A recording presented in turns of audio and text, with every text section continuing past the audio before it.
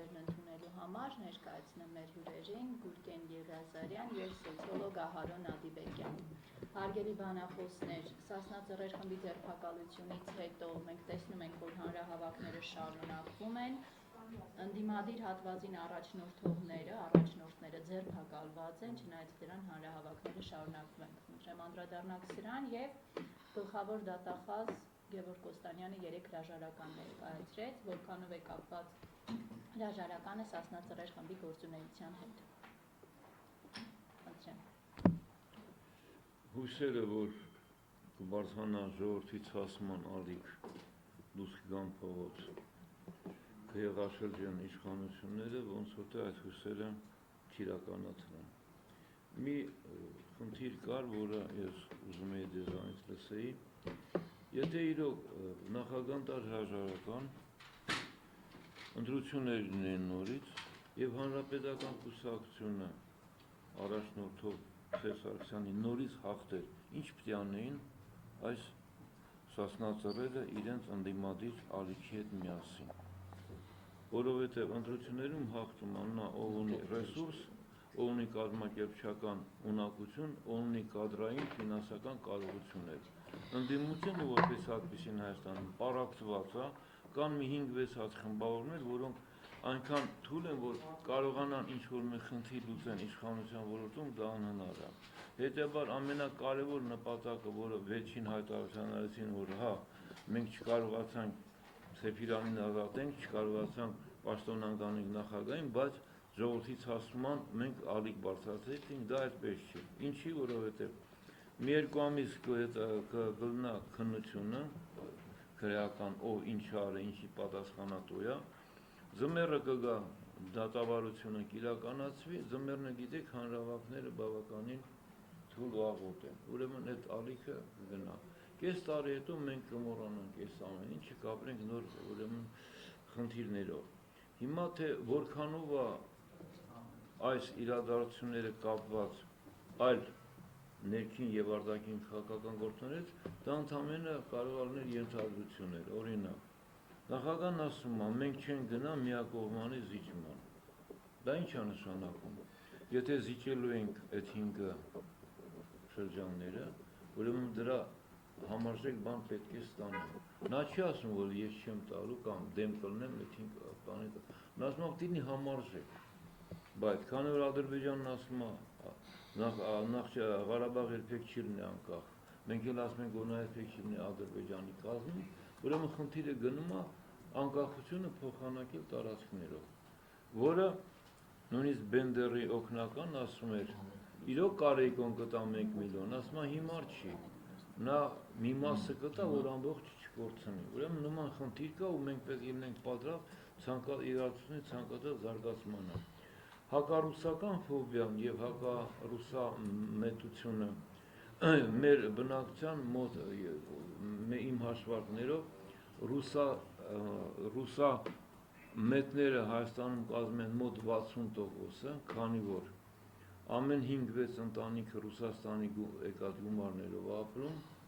դրանով պահվում է փոքր միջին բիզնեսը, ազգականներ ունի Ռուսաստանում բավականին մեծ, ես գիտեմ գյուղերի կեսով արդեն այնտեղ են, ու նրանց ասել, որ մի սիրի ռուսին, ատի ռուսին, ռուսը մեղավոր է եւ այլն, դա մի քիչ հիմարություն է։ Կան նրանք, որոնք իրենց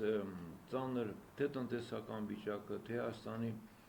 ոչ ռազմավարական քաղաքականության հետևելը կապում են Ռուսաստանի կողքը լինելու պատճառով։ Դա այդպես չի, Հայաստանը չունի ռեսուրս, որ ունենա ստրատեգիա։ Ստրատեգիա ունենա երկիր, որ ունի ռեսուրս, այդ ռեսուրսների հիմա վրա կարող է կառուցել արտաքին քաղաքական ուղղությունները։ Հայաստանը դա չունի։ Նա կարող է միայն ինչ-որ մի լուրջ քաղաքական միավորի կողքը կամ լինի անդամ, ու ամենակարևորը, որ այդ պարագայում չկորցնի ինքնարժեքը, ինքնահաստատումը, իր պատվախնդրության բանը, որ Ժիրնովսկը ասաց, «Не плевать, они на коленях приползут», դա մի քիչ էշկություն է, հիմարություն է, որովհետև այսօր Ռուսաստանում ապրում առնվազն 3 միլիոն հայ, եւ բյուջետից գալի մասը հայերն են ստեղծում, որտեղ նրանք աշխատունակ են, հարբեցող չեն, հայուները չեչենկաներից հետո ամենածննդաբեր կանայք են Ռուսաստանում, այդ երեխաները դառնում են Ռուսաստանի քաղաքացի, խոսում են ռուսերեն, ռուսական գենոֆոնդը, որը կրճատում ամեն տարի 700,000 մարդ է անհետանում Ռուսաստանից, 500,000 ռուսներ են, որտեղ նրանց երկարակեցությունը տղամարդու բավականին ցածր է, մոտ 10 տարի քիչական հայերինը, իսկ հայերը բավական երկարակեց են ու մոտեցումները տարբեր են։ Նույն Դումայում պատգամավոր ելույթ անում, ասում է ամեն ինչ անենք հայերը բնակվեն հեռավոր արևելքում, որովհետև ասում է միակ ազգն է, որը կարող է չինացիների, կորեացիների դեմ առնի։ Դա ուրիշ քաղաքականություն է։ Ռուսը իհարկե պետք է իր ազգային շահերը պաշտպանի, իսկ Ժիրինովսկին ունի կանանցի հոգեբանություն, ես ասում եմ որպես մասնագետ, եւ նա նոպայտա կարող է ամեն ինչ ասի չհետևելով իր տրամաբանությունը, որտեղ տղամարդու մտածելակերպը խիստ տրամաբանական է, կնոջ մտածելակերպը ավելի զգայական է եւ երևակայական է։ Ուրեմն ինքը այդ ձևի մարդան, որում ռուսների մի մասը կիսում են նրա հոգեբանական վիճակը եւ դուր է գալի ինքը, որտեղ ասում է ռուբիտ պրավդու մատկու, սպլիչա պրավդու մատկու, ինքը ճշտախոս է իրան համարում այդ տվյալ պահին։ Հիմա ես կարեկցում եմ Սասնա Ծռերի ընտանիքների անդամներին, որտեղ ոչ մի բան չասնելու համար զոհաբերել սեփական ճակատագիր ընտանիքների վիճակը, դա բավականին մեծ վճարը, չգիտես ինչի համար, ոնց որ թե գրպանից հետ մի $100 ընկնի, որ տունը ոչ մի կոպեկ սննդիքով չկա, դրա համար եմ ասում։ Հիմա մենք հույս ունենանք, որ իշխանությունները կլինեն, ոնց ասենք, ավելի բարեսիրտ, նպաստված եւ հասկացող։ Ինձ թվում է, որ հա։ Կներեք, ձեզ համար այդ $100 համեմատությունն է, հա, իրանց արած այդ զոհաբերությունը։ Դուք այդպիսի համեմատություն արեցիք։ Ուրեմն նորից եմ ես կրկնում, մի անգամ ասել եմ, խելոքը սովորում է ուրիշների սխալի վրա։ Հիմարը իր սխալի վրա, բութը ոչ իր, ոչ ուրիշի սխալի վրա։ Եթե նրանք գոնե ուսումնասիրեին, թե հեղաշրջումները ոնց է իրականացվում ավանդապաշտ երկրներում, նորաստեղ, նրանք ուրիշների սխալի վրա կարող են ճիշտ լուծումներ գտնել։ 82-ը, որ նրանց IQ-ն բավականին ցածր է եղել, նրանք մանկամտության հիման վրա ինչ-որ մի հատ պատկերավոր ճանապարհ են ընտրել եւ դրանով եկել են այն արդյունքին, որ այսօր իրանք ունեն։ Նորից եմ ասում, կարելի է հեղաշրջման գնալ, կարելի է հեղափոխություն անել, կարելի է ժողովրդի ցածումը բարձրացնել, բայց դրա օբյեկտիվ մեխանիզմները գոյություն ունեն։ Ու դա մի րոպեում չի արվում։ Լավ, տղաների գործունեությունը եւ գլխավոր դատախազի հրաժարականը։ Ինձ թվում է դա կարող է ոչ մի կապ չունի, բացարձակապես կարելի է ենթադրել, որ օրինակի համար, որ դատախազը դեմ է խիստ պատժի, օրինակի համար եմ ասում, կարելի է ենթադրել, կարող է հակառակը, ինքը ավելի խիստ պատժի է կողմնակից, քան իշխանություններ են առաջարկում, կարող է իրոք հիվանդ է, ուրեմն տրամաբանության մեջ կա հետևյալ բանը, սրանից հետո չի նշանակում դրա պատճառով, դա ամենամեծ տրամաբանական սխալն է, եթե հրաժարականն է տվել դրանից հետո, դա չի նշանակում դրա պատճառով, պատճառը կարող է ցանկացած տարբեր պատճառներ, ներառյալ այդ իր հիվանդական վիճակը կամ կա ուրիշ ներքաղաքական ինչ-որ խնդիրներ։ Իսկ նոր հրաժարականներ Շատ հնարավոր է, երբ քանի որ պատրաստում են նոր ազգային ժողովի ընտրության, կձևավորվի նոր իշխանություն, որը նախագահ խոսք է տվել, նոր կառավարություն, նա կլինի արդեն կոալիցիոն, եթե դաշնակներից հետ միասին ինչ-որ արկուսակցություն մտնի կոալիցիա, լայն կոալիցիա լինի, եւ դա նախապատրաստում է լայն սոցիալական հենքի վրա նոր կառավարական համակարգ ունենալը։ Մեր խնդիրը այլն է, ուժեղացնել պետականությունը, նրա անվտանգությունը, ավելի մենք ժողովրդավար լինենք, ընտրություններն ունեն ավելի պարզ եւ թափանցիկ եւ ավելի արդար, դա մեր խնդիրն է, իսկ ով կգա իշխանության, ոնց կվարվի, դա արդեն կապված է պետական մեխանիզմը, որքանով կարող է վերահսկի նրանց գործողությունները։ Շնորհակալություն, պարոն Եղազարյան, խնդրեմ։ Ես սկսեմ, ճիշտ ասած պետք է այլ կերպ սկսեի, բայց սկսեմ պարոն Ադիբեգյանի այն հարցից, որ ուղղվեց ինձ, ինչ կլիներ, եթե Սերժ Սարգսյանը լսեր Սասնա ծռերի հորդորի եւ անմիջապես հրաժարական տար։ Եվ դրանից հետո մենք ստանայինք այս անգամ արդեն նոր ընտրություններ, բայց պարոն Ալիբեկյանը բաշխարեց ինչպիսի ընտրություններ եւ ում հետ ինչպես։ Նոր ընտրություններ, որտեղ նորից ՀՀԿ-ն կլներ 90%, այսինքն խփեր այնքան, ինչքան կամենային։ Ասեմ ձեզ, որ հետո ասացիք, որ Սասնա, հիմա դուք իհարկե ես մի քիչ վատ ասացիք, որ հիմա ինչ վիճակի են Սասնա ծռերի ընտանիքի անդամները, որ իրենց որդիները, հայրերը, զաբակները սկսեցին այս ամեն ինչը, ոչ մի բանի չասան, հիմա էլ ինչպես դուք ասեցիք, իշխանությունը նախաքննությունը այս ամեն ինչը կծկծկի մինչև հունվար, որ ցուրտ լինի կամ փետրվար, հետո դատի կտան, որ դե հայը ոչ անձրևի տակ է կանգնում, ոչ սրտի տակ է կանգնում, խախոլ չէ էլի, որ կանգնի մինչև վերջ։ Ինչի չեն կանգնել։ 88 թվականին կանգնել են, 2008-ին կանգնել են, համբերեք, հարց հետո կտակ։ Ուրեմն թույլ չեք տալիս, որ ասեմ։ Պատմական ողջ ժամանակահատվածում ես հիշում եմ, որ երկու անգամ կանգնել են լրջագույնս եւ արդյունքի են հասել։ Մի անգամ ամբողջական, մի անգամ էլ այն, որ մենք կանգնեցինք մասնակի, որտեղ որոշ բան փոխվեց, առաջի անգամ իշխանություններին չհաջողվեց կալանավայրերում ստանալ գետ մեկի դավաճանությունը։ Իհարկե չներողություն, 1.5 հոգի էլի դավաճանեց։ Ինչևից է։ Հիմա ես գամ առաջի հարցի պատասխանին, թե ինչ կլինի, եթե ՀՀԿ-ն նորից հաղթի ընտրություններում։ Իհարկե, Սերժ Սարգսյանը ընտրությունից առաջ հավաքում այդ 300-400 հոգուն սեղանի շուրջը, ասում է հետևյալը, որ այս անգամ լինելու են բացարձակ արդար ընտրություններ, իսկ ով խախտեց պայմանը կդատվի։ Եվ որոշ մարդիկ ուրախացած գալիս են, ասում են, այսպիսի հայտարարություն արեց Սերժ Սարգսյանը, որ ով խախտեց կդատվի։ Ասում են, լավ, լսեք, ողջամիտներն ասում են, լավ, լսեք, այ ընկերներ, դուք հասկանում եք ինչ է ասում։ Եթե այդպես լինի, ուրեմն Սերժ Սարգսյանը հրաժարական կտար։ Ես չեմ գտնում սոված Հայաստանում են մարդու, որ գնում է իրան ձայն է տալիս։ Ես ուղղակի չեմ կարող պատկերացնել, թե որ այդ ՀՀԿ-ի ձայները առաջանում են մահացածներից, այդ ՀՀԿ-ի ձայները առաջանում են այն կես միլիոն մեր հայրենակիցներից, ովքեր արտասահմանում են, ովքեր բացակա են, 1.5 միլիոն։ Ուրեմն ինչևից է, ես այս վերջի 8 տարին եմ ասում։ Հիմա դե եթե համարենք երեկվա տվյալներին 91000 մենակ դուրս է եկել այս 7 ամսվա ընթացքում լրացած։ Դե ասենք 20000-ը գնացել են ծովափ հանգստանալու հետ կգա։ Թող տնի 70000։ Հիմա ինչևից է։ Եթե իհարկե, եթե նույն ձևի ընդրատեղամասերում տեղաբաշխեն իրենց վստահված անձանց,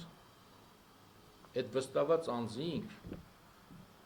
բերեն միայն նրա համար, որ հետո մեր վրա ցուցմունք տան, որ եկել են խանգարել են եւ դրանով քրեական գործեր հարուցեն, իհարկե ՀՀԿ նորից կհաղթի։ Բայց այս անգամ Սասնա ծռերը իրենց այս մոտեցմամբ, այս ամբոստությամբ ասացին, որ կլինեն նաև ուրիշ մոտեցումներ բացի այդ ամեն ինչից, որ իրոք կլինեն մարդիկ, ովքեր զենք կվերցնեն, որտեղ Հայաստանի Հանրապետությունում ընտրություններով երբեք չես հասնելու ոչ մի բան, դա բացառված է, այդպես բան չի լինում, գոյություն չունի, բնության մեջ այդպիսի բան չունի, ես որ մտածում եմ, թե օրինակ ինչ երկիր է Իսրայելը եւ ինչ երկիր է Հայաստանը, այնտեղ մեկ ձայնի տարբերությամբ վերցնում է մեկը մյուսին շնորհավորում է, այդ աղջիկը վերցրեց իրանց մասադի, շնորհավորեց ընտրվածին մեկ ձայնի տարբերությամբ, կարող էր չէ ասել, այս բյուլետենի վրա առանց դրանց գիտեք այդ բանը ամենաթույլ բանն եմ ասում, մի քիչ երևները երկարացնում են, բան են կպստում, գծեր են քաշում, ասում են անվավեր է, եթե իրանց ձեռք չտալիս են։ Ամենանուր բանն եմ ասում, չեմ ասում գերեզմանից բերած մարդկանց, չեմ ասում մնացածներին։ Հիմա Ես որ պատկերացնում թե Հայաստանը կլինի մի օր, որ մեկ ձայնի տարբերությամբ մեկը մյուսին շնորհավորի։ Յուղերում այո։ Յուղերում հա, անենց ալնում որ գնում է սեփական կնոջ ծեծումը, որտեղ նա էլ իրան ձայն չի տվել։ Հասկացանք։ Այս ամեն ինչը պետքա միտեղ հանգուցալուծվեր։ Եվ այս ամեն ինչը ցավոք սրտի հանգուցալուծվեց այդ գնդում։ ՊՊՑ-ի այդտեղ հանգուցալուծվեց, որ մարդիկ ասեցին բավական է։ Ես թողիցներ են իհարկե, այնտեղ կորուստներ կան, այնտեղ վիրավորներ կան, այդ տղաներն են վիրավորված, բայց տեսեք ինչ կատարվեց։ ՊՊՑ-ի գունդը գրավելուց հետո մարդիկ վեր են կանում, ի պաշտպանություն ելույթներ են ունենում, ի պաշտպանություն հանրահավաքներ են անցկացնում։ Արտասահմանում վեր են կանում, Բրյուսելից երեք նայում եմ հաղորդումը, վեր են կանում, ասում են, դե որ տենց է կգաք ստեղ կտեսնեք։ Ի պաշտպանություն նույն Պավլիկ Մանուկյանի, ի պաշտպանություն նրա որդու։ Հա։ Այս սրա համար, թե քեզ համար։ Հա։ Հիմա այս պարագայում, այս ամեն ինչի մեջ, երբ որ մենք տեսնում ենք, ում է ուղղված այդ ողջունը, ովքեր են վեր կանում Երևանի փողոցներում ասում, որ մենք Սասնա ծռերի հետ ենք։ Այդ մարդիկ թողինցներ են Սասնա ծռերը։ Իրենց ճանաչելով իրենց արարքը գնահատում են փրկություն։ Դուք հասկանում եք ինչ է, բայց իշխանությունն էլ է, չէ՞, նայում Սերժ Սարգսյանն էլ է, չէ՞, այս ամեն ինչին նայում։ Եվ տեսնում եք ինչ ելույթ է ունենում։ Ասում է, որ լրագրողները Ջեբեջյանի գլխավորությամբ ասենք, մոռանան ընդհանրապես ամնիզիայով տառապեն, այդ ինչ որ կատարվել է։ Որ մոռացեք։ Չի ասում, այս ինչ են արել։ Ինչ կապ ունի լրագրողը։ Ես վեր եմ կացել, դեմ եմ խոսում իշխանությանը, լրագրողը մի մարդ է, որը ֆիքս աշխարհում մեկ է դա այդպես։ Լրատվություն պետք է լինի։ Ես գիտեմ, թե այս տեսախցիկները ում են պատկանում։ Մեկ առ մեկ գիտեմ, Տերը ով է։ Տերը մեկն է։ Մեկը չի։ Մեկն է։ Այդ հետո կասես։ Ուրեմն մեկն է Տերը։ Մեկը չի։ Քանի օքե։ Առնվազն 5։ Լավ է, անցած է։ Հիմա հեսա միտքս ավարտեմ։ Իհարկե, այս լրատվությունը կտա հիմա ծաղկակաղ կան, ինձ նկարեք մի կես ժամ, ծաղկակաղ կան, եթե լավագույն դեպքում այն Տերը թույլատրեց, այն սեփականատերը, որ թույլատրի, կտակ ինձ 0.1 վայրկյան։ Հիմա դուք ու եթերում եք։ Գիտեմ, այդ չէ, ասացի 100%, այդ գիտեմ, ինչևից է։ Տեսեք ինչ եղավ, մեր մեջ բան փոխվեց, Սասնա ծռերը բան փոխեցին Հայաստանում, տեսան, որ այսպես հնարավոր չի, դրա համար Սերժ Սարգսյանը անցավ Այկիդո սիստեմին, ինչ բան է Այկիդոն, Այկիդոն վերստեն ու շպրտելն է, ինչքան ուժեղ ես հարվածում, այնքան ինքը քեզ հեռու է շպրտում, այսինքն ինչ, ասենք Սերժ Սարգսյանին պետք էր կառավարություն փոխի, ասես ոնց թե հիմա կազմենք ուրեմն նոր կառավարություն, տեղը տեղին, այսինքն այս վատթարագույն վիճակը դեպի իրեն դարձրեց։ Բայց այս անգամ Սասնա ծռերը Հայաստանում մարդկանց գիտակցության մեջ մի հետաքրքիր էլեմենտ ավելացրեցին։ Չնայած բաներ կա, ես ձեզ կասեմ, իրանց թողինցներ են տղեկը, նեղության մեջ են, ուղղակի բաներ կար, որ ինձ համար անհասկանալի մնացին, հատկապես դրանց 3 հայտարարությունները, դրանք կանադառն է։ Հիմա, բայց դրանք ուրիշ բան արեցին։ Դուք հասկանում եք, մի գուցե պատմության մեջ նման օրինակը չլինի, երբ որ հայրը վերցնում է իր 23 տարեկան որդուն, գնում է մահանալու։ Երբ որ մի եղբայրը նստածը, երկու եղբայրները գնում զենք են վերցնում, գնում են մահանալու։ Մենք այս ամեն չի հետ, իհարկե ամենտեղ կան դավաճաններ, ասենք են 1.5 դավաճան, տենց է պետք է լիներ։ Եթե Սասնա ծռերը պատրաստված լինեին լրջագույնս, այդ դավաճաններն չէին լինեն, որտեղ չէր կարելի մի բան գրավելուց հետո այդքան մուտքել երկեր ապահովել, նրանք ինֆորմացիա տարան, թույլ օղակը գտեցին, հաշվեցին, չիպ ուղարկեցին, հեռախոսային կապի մեջ ձայնագրեցին, ձեզ ներկայացրեցին, դուք էլ ասեցիք հայել ես մարկած մի ամիտ տեղաշվեց, վեցե տայել են գունդ են մցրել։ Բայց այս ամեն ինչը փոխանակ, օգտագործվի իշա Հայաստանի Հանրապետության, օգտագործվում է, որ եւս էլի աթոռից կարճած մնան։ Ինչու եմ այդպես ասում։ Շատ պարզ եւ շատ հասկանալի։ Սերժ Սարգսյանը այլ ելույթ պետք է ունենար։ Դա ողբերգություն կրած ազգի առաջնորդի ելույթ չէր, որտեղ ես համարում եմ մեզ ամեն ինչը մեծագույն ողբերգություն։ Եվ որ հայը հայի վրա զենք է բարձրացնում այն պատերազմից հետո, վերցրեք համացանց մտեք, տեսեք, ինչ որ այս բաներից, այս տիրույթից դուրս է մի քիչ։ Արցախի մասին մոռացել են, ոչ մի տող չեն գրում։ Ամբողջ համացանցը խոսում է Սասնա ծռերից, միմիայն Սասնա ծռերից։ Հատուկ են ինչ որ թեթև բաներ անցկացնեք, թե չանցկացնեք։ Սա լավ բանի մասին չի խոսում։ Սա շատ վատ բանի մասին է խոսում, որտեվ այսօր մենք ներքին ցավ ունենք, ներսից ցավ ունենք։ Դա մեր ընտրական համակարգն է, մեր իշխանություններն են, եւ այս քաղաքականությունն է ներքին, որը տանում է Հայաստան դեպի դժբախտություն։ Հայաթափության սովի։ Հիմա, բայց ունենք նաեւ արտաքին մի թշնամի, երկու թշնամի, արևելք, արևմուտք, եւ ունենք անպաշտպան համարյա Արցախ, որտեղ 80 թվականի զենքով է։ Հիմա ինձ հարց տվեք, ինչու է 80 թվականի զենքով։ Այսօր Սարգսյանից պետք է սկսել ելույթը։ Պետք է ասել, որ հանգստացեք լափել Հայաստանը, հանգստացեք, բավական է, շատ եք լափել, շատ հարուստ մարդիկ եք դուք։ Միգուցե մի հատ հետ նայեք եւ պետք է ասել, պետք է ասի հույսով եմ իհարկե, եթե այկիդո էլի չի անում, որտեղ միշտ այկիդո է արել։ Ուղիղ պետք է նշի, որտեղ է 10 միլիարդ դոլարը, ով լափեց, ով տարավ արտասահման, ամերիկացիներն ասում են, մի հատ հակառակ պատասխանը, մի հատ բառ չեք լսել, որտեղ է 9 միլիարդ 800 միլիոնը, որոնք տարվել է այս տարիների կառավարման ընթացքում, ուր է այդ գումարով է տարել, որտեղ է պահված այդ գումարը, 200 միլիոնի համար այսօր վաղը վարկը բացեն, ինչ 200 միլիոն, 10 միլիարդի զենք առ, հետ բեր ու զենք առ, ինչ է պատահել։ Դրա մասին խոսք չկա, կա իրականների մասին գովերքական խոսքեր, ես շնորհակալ եմ, հա աթոռդ պահեցին, միջև երկը պահեն այդ սվինները։ Մի հատ հələ մտածի էլի, մի հատ պատմության դասագիր վերցրա, 4-րդ դասարան, մի հատ թերթի, տես որ սվիններով ոչ մեկը չի մնացել։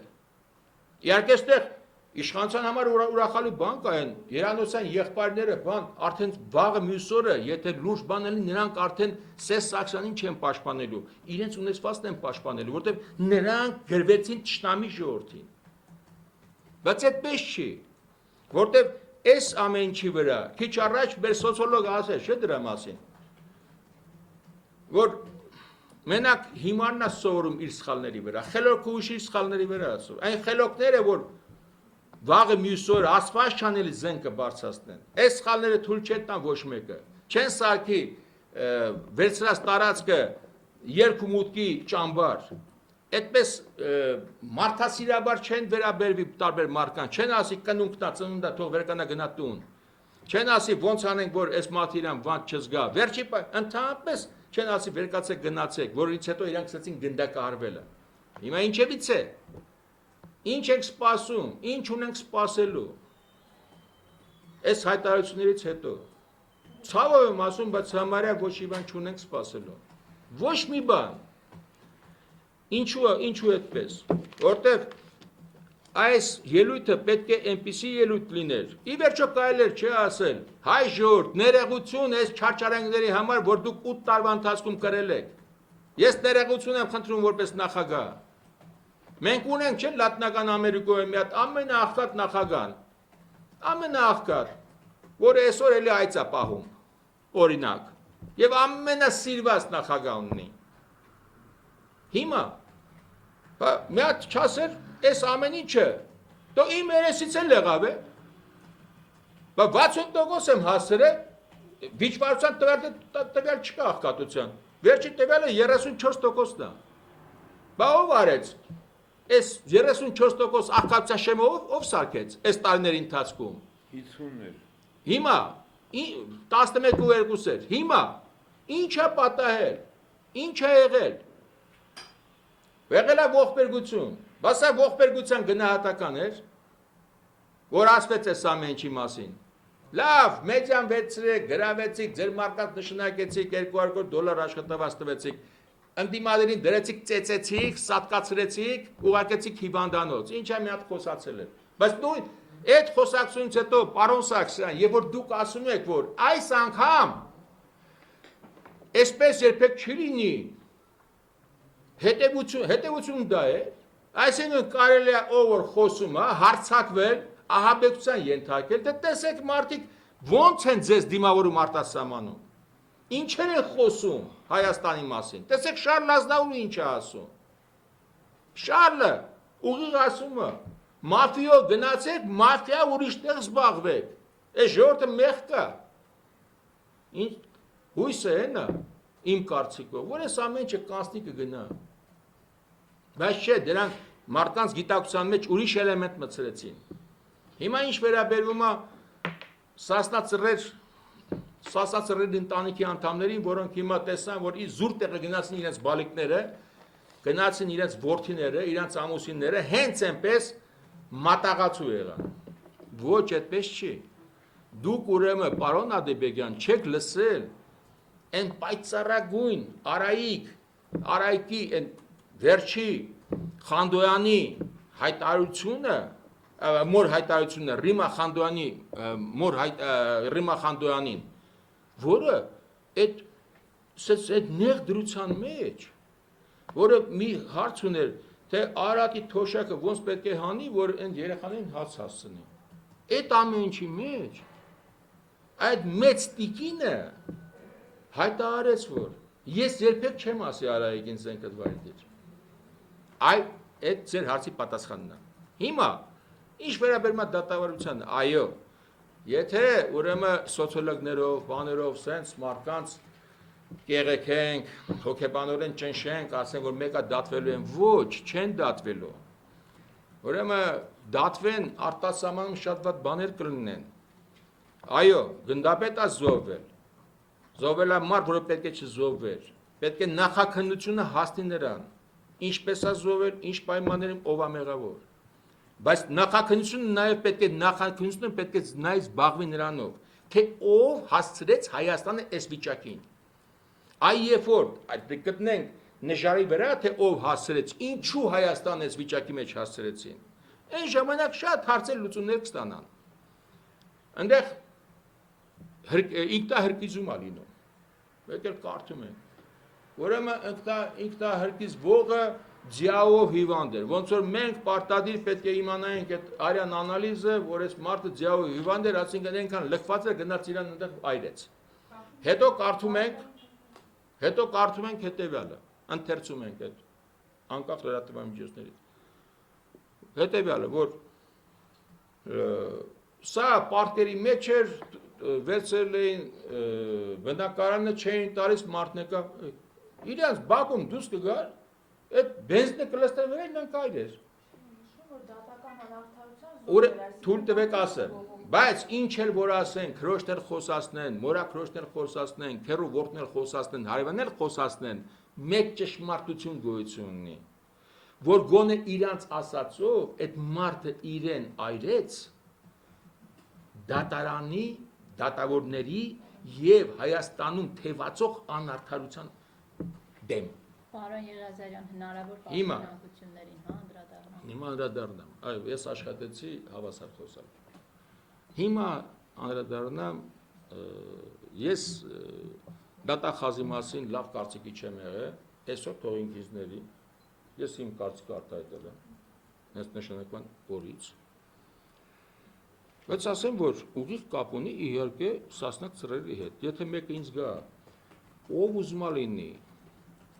որ երկրից ուզում լինի ամենաարդար սոցիոլոգներ գա նստի, ամենաարդար էլի, ամենանս, որ ասենք մեջքին ձերտած տեսնած թե վրա բուսներ։ Գա նստի, ու ասի, որ այստեղ են հիվանդանը, դատախազը գլխավոր հիվանդացավ այս երկու օրը, դրա համար գրեց ու գնաց։ Ես գիտեմ, Հայաստանի Հանրապետությունի միջև զենքը գլխին չեն դնում, ես գրող չի լինում։ Ո՞վ է գրել դրա համար։ Ո՞վ է գնացել։ Հələ մեկին ասել։ Այս վերջի 15 տարին եմ ասում, ես գրել գնացել եմ, հա, ինձ գլխին զենք չեն դրել։ Այդ բայց անցած գնացած պատմությունը դրանով չեմ անալում, դա ինչ եմ գրել գնացել։ Հիմա այս ամեն ինչի մեջ իհարկե սասնացրել հետ կապված է։ Ես լսել եմ հետո, ես լսել եմ, սա լսելու մակարդակի է։ Իսկ ես որպես կանոն լավ եմ լսում։ Անվտանգություն տվելա գրություն, որ դա ահաբեկչություն է, ինձ պատմողը ասել է, որ այս դատախազը ասել է, որ չեմ կարող որակել ահաբեկչություն։ Չեմ կարող, բայց չէ որ նույն նախագահը ահաբեկիչ բառը չօգտագործեց տենց միջև վերջ։ Նրանց կողմնակիցը չլելով, նրան ասելով, որ տեսեք, հանկարծ վերջքննություն չլինի, հանկարծ սոտրականություն չմսնեք, ոչ, թույլ տվեք ձեզ չհավատալ, պարոն նախագահ, որտեվ դուք շատ հիշաչար եք սարսափելի, սարսափելի հիշաչար մարդ եք, սարսափելի, այս ծեծ ու ջարդերը, որ կան փողոցներում, այն որ իմ որդին մեկը 11 տարի չի աշխատում, մյուսը 8 տարի, այդ դուք եք արել, և նրանք իմ որդիները զենքով չեն եկել, և չեն ցանկացել ձեզ պոկեն այդ աթոռից, այդ սիրելի աթոռից, ես գիտեմ Չոդուխվանի պատմությունը 30 տարի անց, վերցրեք կարդացեք Չոդուխվանի պատմությունը, 30 տարի անց, կարդացեք Պինոչետի կենսագրությունը, տեսնեք, որ այդ ինչ չի, այդ որ հիմա տենց նստած, փեսա, բան, ազգուտակով իշխում եք Հայաստան, այդպես չի, մի քիչ ուրիշ ձևի է ամեն ինչ, և իմ կարծիքով, սա մասնավոր կարծիքով, դուք շատ հիշաչար մարդ եք, հակառակ դեպքում դուք իմ հետ գործ կունենաք, իմ որդիների հետ գործ չեք ունենա, այ շատ հիշաչար եք, և այդ ներողություն, և այդ հիշաչարությունը ձեր, կոնկրետ, բերեց այս վիճակին, և ես չեմ կարծում, որ նախաքննական մարմինը Սասնա ծռերի համար պետք է լինի արդարության օազիս, բացառված եք, Սասնա ծռերի արդարության օազիսը հայ ժողովուրդն է, այն ժողովուրդն է, որը փողոցում կանգնած պաշտպանում է Սասնա ծռերին, այն ժողովուրդն է, որ կանգնած է 46 քաղաքներում տարբեր երկրների կանգնած պաշտպանում են Սասնա ծռերին, իմ կարծիքը մասնավոր է, միգուցե մարդիկ կլինեն, օրինակ պարոն Ադուբեգը ասի, ոչ, հիշաչար չի, շատ ակին մարդը շատ բարի ասեց իր խոսքի տերն է, ես ինչու եմ այդպես ասում, որտեղ ողջ ընթացքում դուք ինչ խոստացել եք, ոչ մի բան չեք կատարել, մի խոստում անգամ չեք կատարել, սկսած ձեր ծրագրային ելույթներից դուրս եկած այսպիսի խոստումներով, տա Աստված, ես սխալվեմ այս անգամ,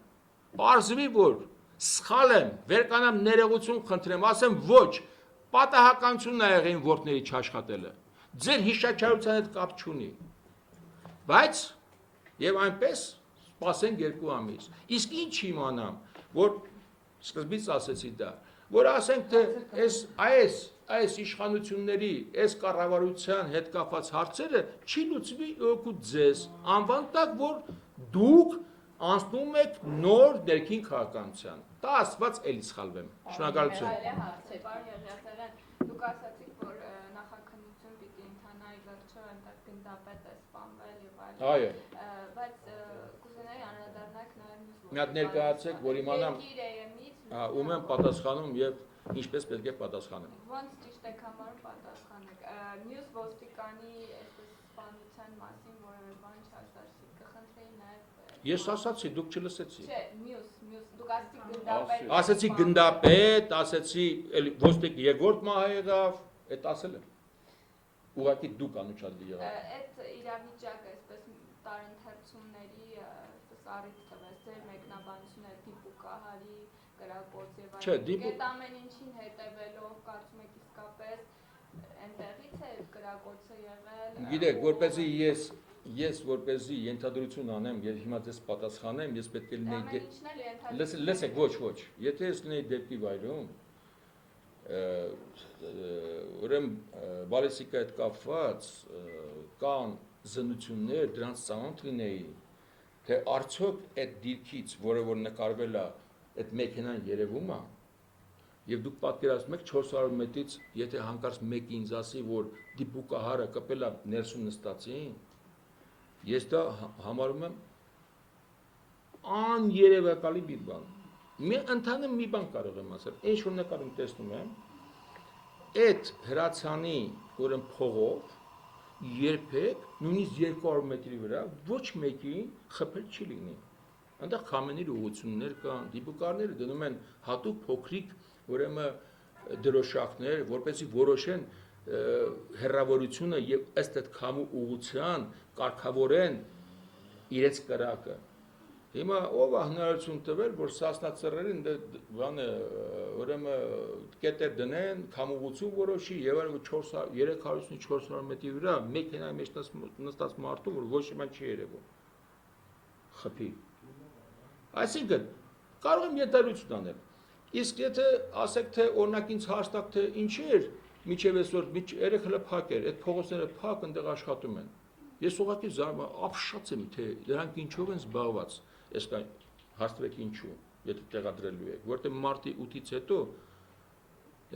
արյունը հատուկ լվացող մեքենաներով լվացեցին ասֆալտից եւ հաջորդ օրը բացայեցին փողոցը։ Չէ՞։ Մի օր հետո։ Հաջորդը առավոտյան արդեն պատրաստ էր, գիշեր իսկ այդ որ նկարն չկատարան բրոնզ գույտներով պայեցին պատուանների վրա քաղաքացիական չնկարում իրենք արյուն են լվանում փողոցից։ Այսինքն դեպքի վայրը այնպես լվացեցին մարտից հետո։ Ես ուղղակի հիմա չեմ կարող հաշվել թե սրանց էս 4-5 օր 3-4 օր այնտեղ մնալը ինչի արդյունք է։ Եթե մի շաբաթ հետո հանդիպենք մի 10 օր միգուցե ասեմ թե ինչի են մնացել։ Իսկ ինչ վերաբերում է դիպլոմարին, ասեմ իմ կարծիքով ես նման հեքիաթների չեմ կարող հավատալ։ Թողիստների են տղան որ տարան, այդ որը մթերք էր հասցրել Սասնա ծռերին, որը կալանավորված է հիմա եւ հաշմանդամ էր, թող այդ տղանիցների, թող ներեն Սասնա ծռերին ինձ որ նման կարծիք ունեմ, էլի։ Ես դրան էլ չեմ հավատում։ Պարոն Եղազարյան, ես Կալաշնիկովից շատ կրակել եմ Ես էլ։ ժամանակ։ Ես էլ։ Միացպա 500 մետրի վրա արտիվը նստեց էլեկտրական սյունի գլխի վրա 500 մետրի վրա խփեց։ Այսքան կետեր էր ու մենք զարմացանք։ Կալաշնիկովը շատ հետաքրքիր է։ Սարսափելի, ես ավելին ասեմ ձեզ ուրեմն ձեր այդ համույթներով ավելին ասեմ։ Ես տեսել եմ թե ինչպես են կրակում ասենք Եղևնու վրա հաստաբուն մոտ 40-50 սանտիմետր տրամադրություն Եղևնու վրա, որը ամոչապես խեժ է, ես տեսել եմ թե Եղևնու այդ հետևը ինչպես են դնում, ուրեմն երկաթ են դնում, որը Կալաշնիկովը երկուսն էլ անցնում է, ես դա էլ եմ տեսել, բայց թույլ տվեք ձեզ մի բան ասել, այսպիսի, պարոն Ադիբեկյան, որ այդ ամեն ինչ անելու համար, ուրեմն հավասար նյարդային համակարգ հարկա, որ դու պետք է պաշարված չլինես, դու պետք է չսպասես խոցման ամեն վարքյան, որտեղ 30-ից ավել դիպուկահարներ բարձրահարկներից քեզ թիրախ են սարքել, եւ որ այդ ամեն ինչը չկա, ձեր ուրեմն բանը ենթացման վերցրել է Կալաշնիկով եւ 500 կիլոմետրից որ չափել եք կպելա ասվի կտուցին։ Ճշտում էլի այդ հատբերովի հետ կապված, այսինքն ենթադրում եք որ դա Ես ոչ մի բան չեմ ոչ, ես նման բան չեմ կարող ասել։ Ես ձեզ տասնյակ անգամ ասել եմ, որ ցանկացած հարց տվեք ինձ, բացի գործակալներից։ Ինչի մասն եք ուզում հաստատ։ Ես երբեք գործակալից ես չէ, ինչու եմ կասկածում, ես ինչ եմ կասկածում, շատ պարզ։ Դուք ինչա, այս մեր ոստիկանությանը, այս մեր ուրեմն այս տղաներին, որ շրջապատել են, որոնց հրաման է իջեցված, որ օծ իր պորտով չանցնի, մեկն եկա մեքենայով տենց անցավ, չէ որ այնտեղ բեռնատար մեքենաներով էր փակ, այնտեղ ուրեմն դիպոկահարներ կային, բացի դիմահար կրակից նաև դիպոկահարները կարող էին կրակային գիծ դուրս գալ։ Ես այդ ամեն ինչը պատկերացնելով, այսպես ասեմ, էլի, եթե իհարկե ոստիկանության մեջ դավադիրներ չկային, որոնք հատուկ բեռնատարները հետ տարան եւ որ հացը եւ սնունդը ասենք եւ հերախոսի չի պետք է հասնի։ Ես իմ կարծիքն ունեմ եւ դա գործակալի հետ չեմ կապի երբեք։ Չէ, այդ տեսակետը շրջանառվում է, որ դրանից հետո սկսեցին ձայնագրությունները արդեն։ Ես դե գիտեք, այդ արդեն թողնում եմ ձեր տրամաբանությանը եւ երևակայությանը։ Ես ձեր հարցին հիմա համացանցը լծվածը Նարիմանովը սենց Նարիմանովը սենց արեց Նարիմանովը գնաց ընդ այս ծախեց այն ծախեց անկեղծ եմ ասում դա անկեղծորեն եմ ասում չնայած իրանություն եմ իրան պաշտպանելու Մեղադրանքի առաջադրվել Նարիմանովով Ահա, դա այնքան մարդու եմ Եթե հարցեր չկան, Կառաջադրեն մի րոպե Նարիմանովը ավարտ այսա Նարիմանովը լավ բան եմ ասում մի վախեցեք ուրեմն շատ լավ բաներ եմ ասելու դուք կտակ դա հայացքի ծերում է էլի որտեղից ինչ եւ ինչու ուրեմն Նարիմանովի համար մի բան ասեմ ինձ բանուց են հարցրել ես քանի անգամ հերոստակեկրանների առջև բացատրել եմ ուրեմն Սերժ Սարգսյանը Ադրբեջանի գործակալ չի առաջի հերթին որտեղ նա Հայաստանի Հանրապետության նախագահ է չեմ անում այսպես է դե ֆակտո դե յուրե ինքը նախագահ է եւ ամեն քոցի գործակալ լինել չի կարող բնականում երկրորդը ասեմ նախքին այդ կարող եմ ասել որտեղ այդ կայսրությունը չկա երկիրը գոյություն չունի սովետական միությունում հրաման գոյություն ուներ NKVD-ից հետո Խրուշչովյան Բրեժնևը դա պահպանեց մասնակիորեն ոչ մեկը իրավունք չուներ կոմերտական կուսակցական օրգաններից հավաքագրում իրականացնել հիմա ինչի մասին ուզում եք ասենք եկեք այս մեկը չասենք ասենք ճշմարտացի բաներ սա ուր մեր ճշտամին նայում ուրախանում է շնորհակալություն շնորհակալություն, ստեսություն։ Պարոն Երազմյան, մեկ